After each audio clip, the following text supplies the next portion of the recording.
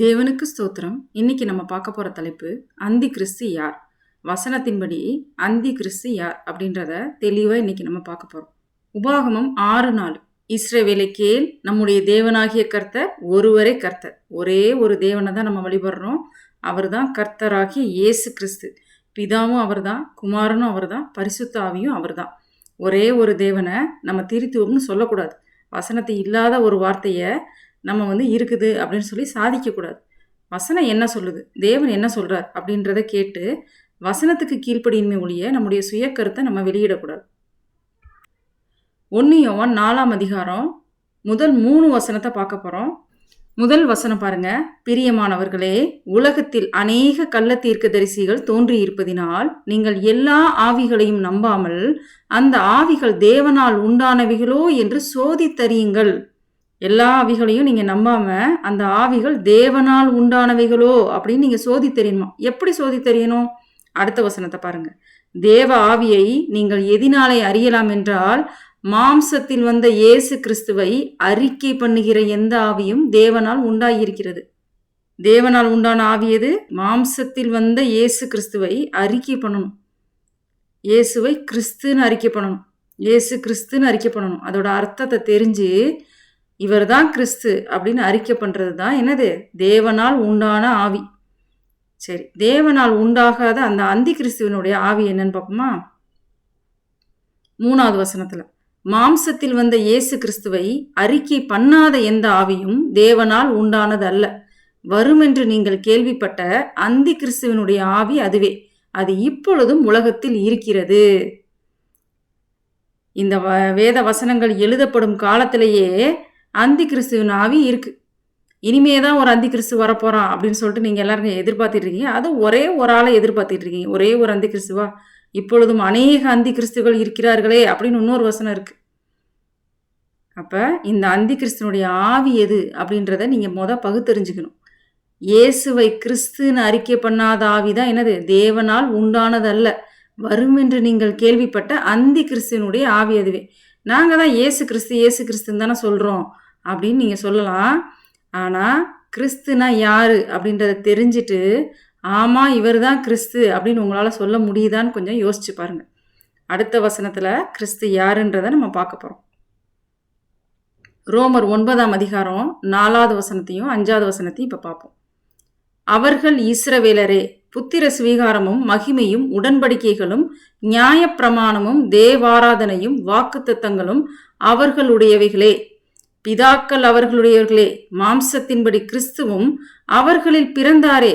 இவர் என்றென்றைக்கும் சோத்தரிக்கப்பட்ட சர்வத்திற்கும் மேலான தேவன். ஆமீன். அவரும் ஒரு இஸ்ரவேலர் தான். இந்த இஸ்ரவேல் வம்சத்தில் பிறந்த இவர் யாரை குறிக்குது? கிறிஸ்துவை பற்றி தான் இங்கே சொல்லிட்டு வர்றாங்க. அதனால இந்த இவன்றது கிறிஸ்துவை குறிக்குது. இவர் என்றென்றைக்கும் ஸ்தோத்தரிக்கப்பட்ட சர்வத்திற்கும் மேலான தேவன். கிறிஸ்து தான் யாரு? தேவன். அப்போ ஏசு கிறிஸ்து நீங்கள் சொல்கிறீங்கன்னா, ஏசு கிறிஸ்து தான் தேவன்றதை நீங்கள் உணர்ந்து சொல்லணும். அதை நம்பி சொல்லணும். ஏசு கிறிஸ்து தேவனா அப்படின்னு கேட்கும்போது பல பேர் சொல்லக்கூடியது என்னன்னா, இல்லைங்க அவர் வெறும் கர்த்தர் தான், தேவன் பிதா தான் தேவன் அப்படின்னு சொல்கிறீங்க. இந்த வசனம் என்ன சொல்லுது? பிதாக்கள் அவர்களுடையவர்களே, மாம்சத்தின்படி கிறிஸ்துவும் அவர்களில் பிறந்தாரே. இவர் என்றென்றைக்கும் ஸ்தோத்தரிக்கப்பட்ட சர்வத்திற்கும் மேலான தேவன். இந்த கிறிஸ்து தான் சர்வத்திற்கும் மேலான தேவன். ஏன்னா தேவன் தான் மாம்சத்தில் வெளிப்பட்டார். தேவன் வெளிப்பட்டிருக்கும் போது அவர் தானே தேவன் நீங்கள் சொல்லணும். நீங்கள் அவரை பிரிக்கிறீங்க? ஒரே ஒரு தேவன் தான். இஸ்ரவேலை கேள், நம்முடைய தேவனாகிய கர்த்தர் ஒருவரே கர்த்தர். அவர் ஒருத்தர் தான் தேவன். அதை நீங்கள் நம்பணும். நம்பி நீங்கள் சொன்னாதான் உங்களுக்குள்ளே இருக்கக்கூடிய ஆவி தேவனால் உண்டான ஆவி. உங்களால் இயேசு கிறிஸ்து தான் தேவன்னு சொல்ல முடியலைன்னா அது எப்பேற்பட்ட ஆவின்றதை நீங்களே உணர்ந்து கொள்ளுங்க. அது அந்தி கிறிஸ்துவனுடைய ஆவி. உங்களுக்கு உபதேசம் பண்ணக்கூடியவங்க இயேசு கிறிஸ்து கர்த்தர், பிதாதான் தேவன் அப்படின்னு பிரித்து சொல்கிறாருன்னா அது அந்தி கிறிஸ்துவனுடைய ஆவி. அந்த அந்தி கிறிஸ்துவனுடைய ஆவி போதிக்கக்கூடிய இடத்துல உங்களுக்கு என்ன வேலை? அப்போ நீங்களும் அந்தி கிறிஸ்துவா? நீங்களும் தேவனை மறுதளிக்கிறீங்களா?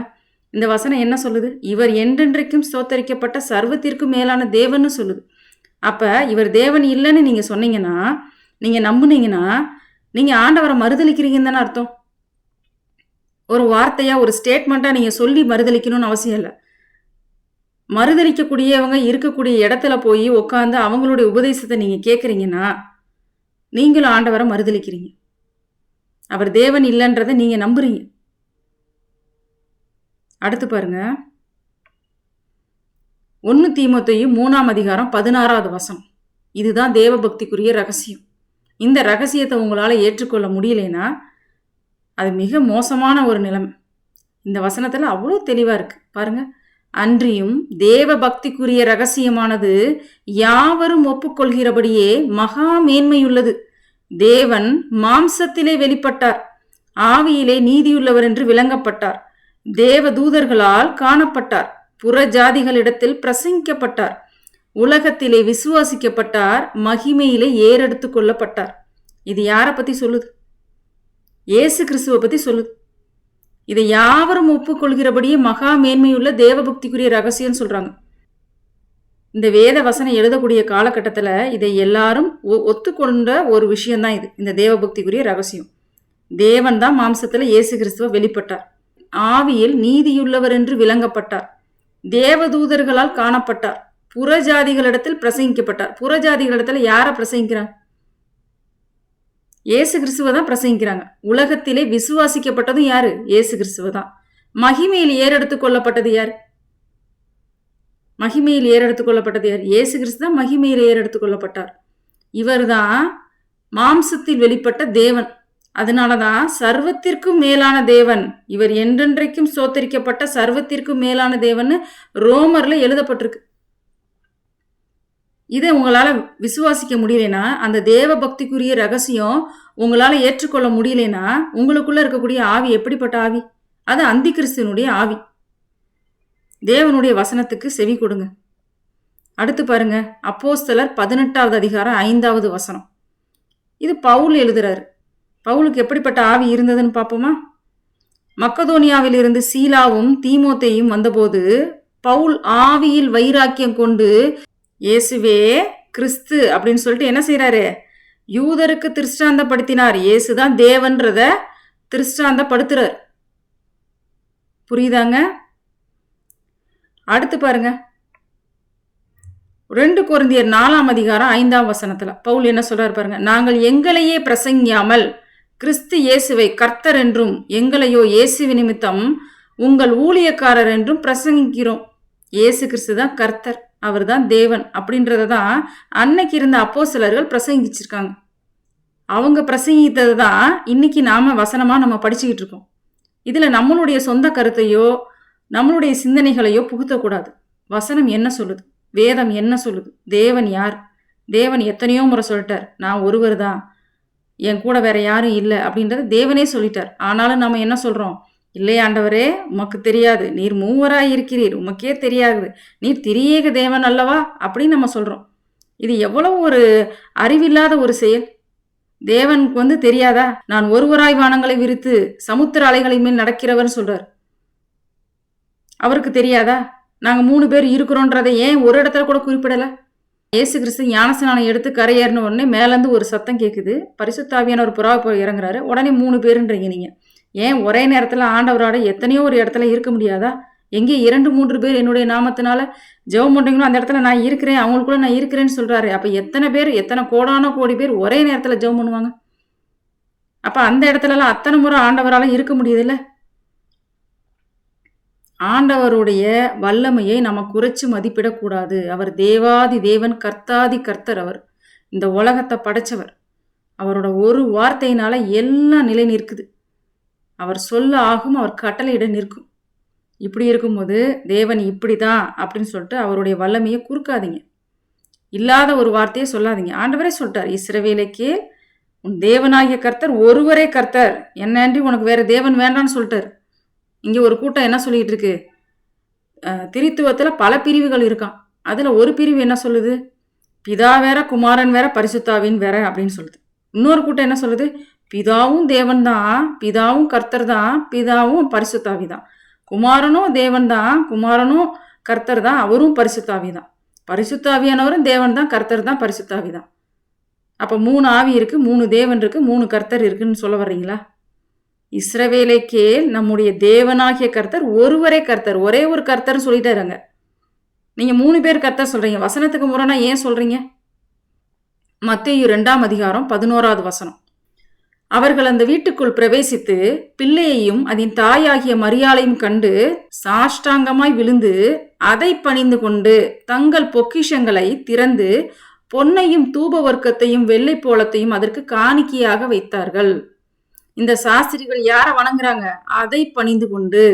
அவர்களை பணிந்து கொண்டு கிடையாது, இயேசுவின் தாயாகிய மரியாளையும் கிடையாது. அதை நீங்க குறிப்பிடுறது பிள்ளையை. சாஷ்டாங்கமாய் விழுந்தது பிள்ளையை வணங்க தானே ஒழிய கூட இருந்த மரியாளை வணங்குவதற்கு கிடையாது. சரிங்களா? இந்த வணங்கும் போது இவங்க என்ன செய்யறாங்க? பொக்கிஷங்களை திறந்து பொன்னையும் தூப வர்க்கத்தையும் வெள்ளை போலத்தையும் அதற்கு காணிக்கையாக வைத்தார்கள். இந்த பொன்னையும் தூப வர்க்கத்தையும் வெள்ளை போலத்தையும் யாருக்கு காணிக்கையாக கொடுப்பாங்க? யாருக்கு மட்டும்தான் இது கொடுக்கக்கூடிய ஒரு விஷயம்? சரி, இதை பார்ப்போம். யாத்திராகமம் 30ஆம் அதிகாரம் 34வது வசனத்திலிருந்து 36வது வசனம் வரைக்கும்.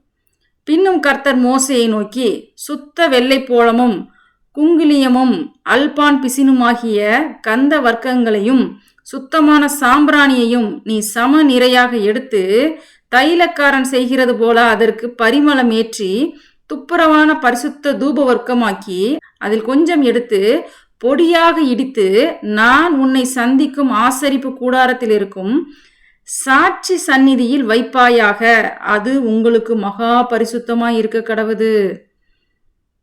அவருக்கு அதை என்ன செய்யணுமா? அவர் சந்திக்கக்கூடிய அந்த ஆசரிப்பு கூடாரத்தில் இருக்கும் சாட்சி சந்நிதியில் வைக்கணும். அது அவருக்குன்னு வைக்கக்கூடியது. அது மகா பரிசுத்தமாய் இருக்கிறது.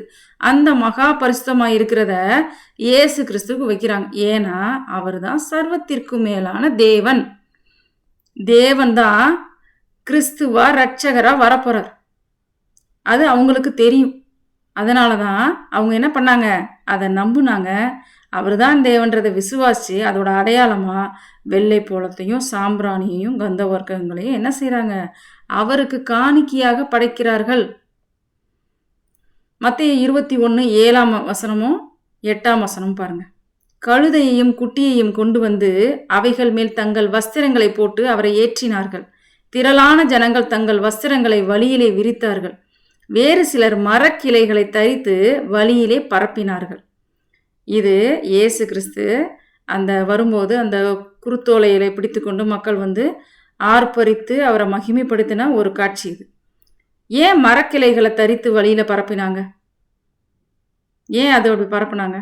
ஏன்னா பழைய ஏற்பாட்டில் இது இருக்குது. லேவியராகமம் 23ஆம் அதிகாரம் 40வது வசனத்தில், முதல் நாளிலே அலங்காரமான விருட்சங்களின் கனிகளையும் பேரீச்சின் ஓலைகளையும் தலைத்திருக்கிற விருட்சங்களின் கிளைகளையும் ஆற்றல் அரிகளையும் கொண்டு வந்து உங்கள் தேவனாகிய கர்த்தருடைய சந்நிதியில் 7 நாளும் மகிழ்ச்சியாயிருங்கள்.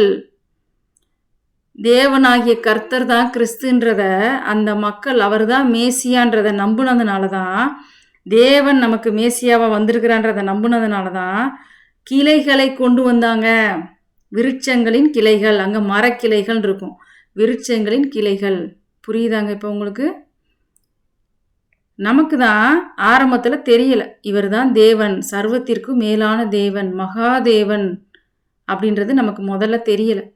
ஆனால் என்னைக்கு தேவன் அந்த ரிவிலேஷன் உங்களுக்கு தர்றாரோ அதுக்கப்புறம் அவருடைய வசனத்துக்கு நீங்கள் செவி கொடுத்து வசனம் என்ன சொல்லுதோ அதை நான் ஏற்றுக்கொள்ளுவேன் அப்படின்ற ஒரு மனநிலையில் இருக்கணுமே ஒழிய, நான் இப்படிப்பட்ட ஒரு பாரம்பரியத்தில் வளர்ந்துருக்கேன், இப்படிப்பட்ட உபதேசங்கள் தான் கேட்டிருக்கேன், இப்படிப்பட்ட தியாலஜியை படிச்சிருக்கேன் அப்படின்னு சொல்லக்கூடாது. தேவனுக்கு தான் முக்கியத்துவம் கொடுக்கணும். உங்களுடைய சுய அறிவுக்கு என்னைக்கும் முக்கியத்துவம் கொடுக்கக்கூடாது.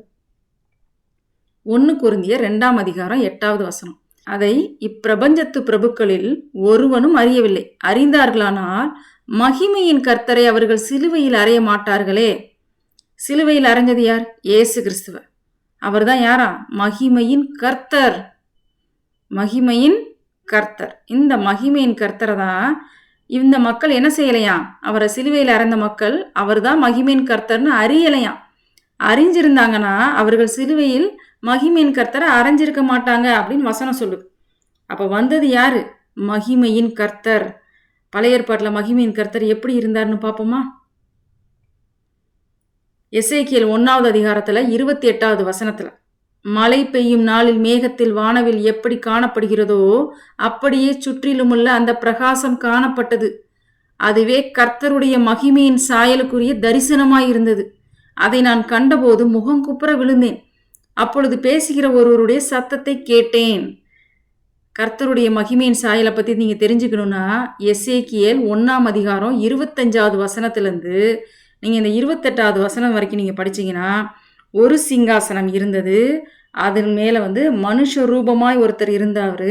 அவருடைய இடுப்புக்கு கீழே இப்படி இருந்தது, இடுப்புக்கு மேலே இப்படி இருந்ததுன்னு ஒரு மனுஷ சாயலை தான் குறிப்பிடப்பட்டிருக்கும். அங்கே 3 பேர் கிடையாது, 3 சிங்காசனங்கள் கிடையாது, 3 பேர் சேர்ந்து ஒருத்தராக இருக்கிறாங்க அப்படின்றதும் அங்கே கிடையாது. அதுதான் என்ன சாயல்? கர்த்தருடைய மகிமையின் சாயல். இந்த மகிமையின் கர்த்தரை தான் அவர்கள் அறியாமல் சிலுவையில் அரைஞ்சிட்டாங்க.